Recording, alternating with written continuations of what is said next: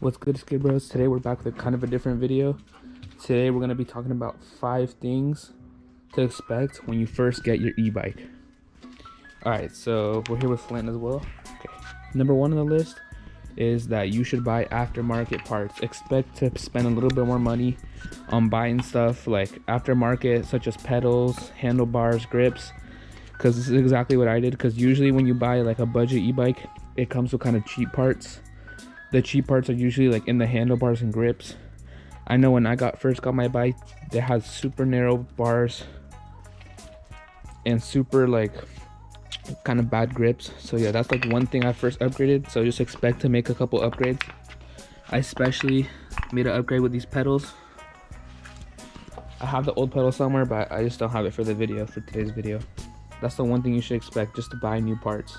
Number 2 on the list is that you're going to want to keep in mind that you have to do a lot of maintenance on this bike or on any e-bike. For example, the tires. I upgraded these tires after about a month. I have the old tires right here. This is what the old tires used to look like. As you can see, these are not the best. Look how thin the rubber is. These are not the best quality tires. So like I got a lot of flat tires the first month. So like I said, like you should spend a little bit extra money on good parts, because they don't always come with good parts. These are like a really cheap tire. This is a super cheap tire. Like look at this compared to this. That's a huge upgrade. This is super thick rubber. So yeah, just expect to do a lot of maintenance. The tires kind of go with the budget of like the aftermarket parts. But one thing that you're gonna do that's a lot of maintenance are changing the brakes. This specific bike has hydraulic brakes, but although it has hydraulic brakes, I've had to change the brakes at least, let's say, like I think 3 times. If you're a mountain biker, you know that 3 times is a lot. Like you don't usually change your brakes that much.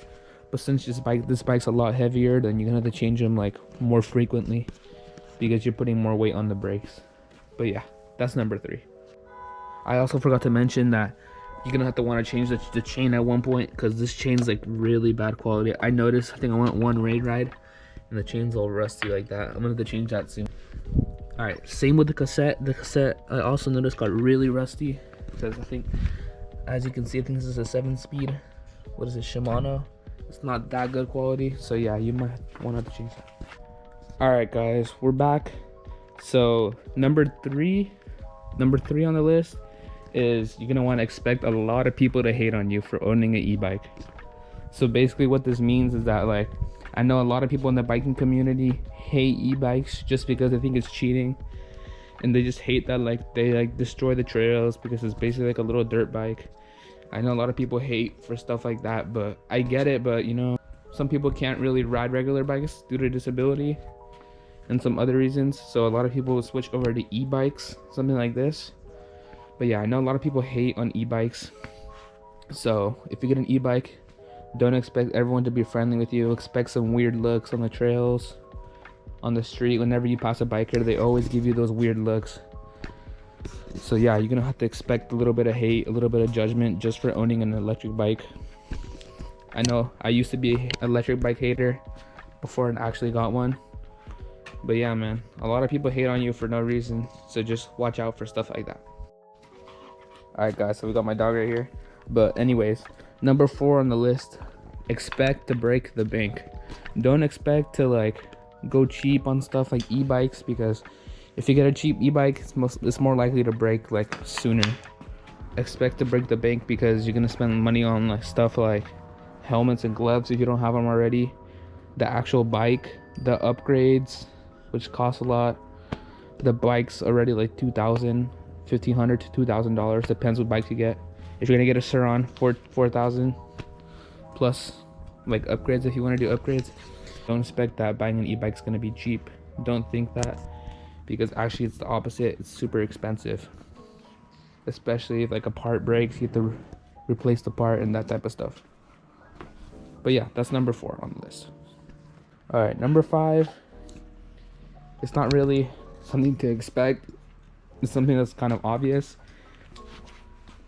Number 5 basically is that you're gonna have fun. Just enjoy the bike, have fun with the bike. It's a blast. Once you get on an e-bike, you're never gonna want to go back to a regular bike. I know that's what I did. But yeah, you're never gonna want to go back to a regular bike. This e-bike's a blast, and you're gonna have a lot of fun. So yeah, that's basically number 5. It's not really what to expect, but like just expect to have a lot of fun, like with your friends, by yourself. This thing's just, e-bikes are just beasts. Like nothing beats them. But yeah guys, that's basically the end of the video. I hope everyone enjoyed the video, and I hope this helped, or maybe you learned something. Maybe it showed you like how much it really costs to buy an e-bike. But yeah guys, I hope everyone enjoyed the video, and thanks for the support lately on all the videos. It's been crazy, 500 subscribers. But yeah, thanks for watching, and peace.